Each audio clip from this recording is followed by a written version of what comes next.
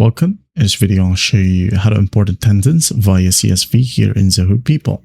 Alright, before you import, make sure that the date and time format in your CSV file exactly matches the one that is set in your Zoho People organization settings. Also, go ahead and verify or confirm that the employee ID in your CSV file is correct and consistent with the employee ID field under the import section of Zoho People.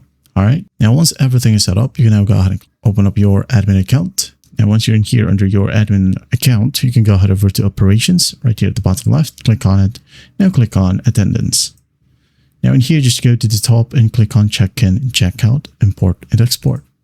All right. And then here, as you can see, we have the import file option. Just click on it. And here's the export format. Okay. Now just basically click on import file. Now go ahead and find your CSV file or attendance CSV. Click on it, make sure that it is highlighted and click on open. Now hit on next. Just go ahead and map all the details right here. You have the drop down for these selections. Date format, maybe date, month, and year, like so. Checkout location. It's good. Employee email ID, employee ID, employee ID. All right.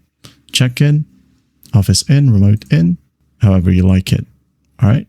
And then once that's done, just click on next. Verify, next. Here's the import summary. All right. And now you can go ahead and click on view records like so.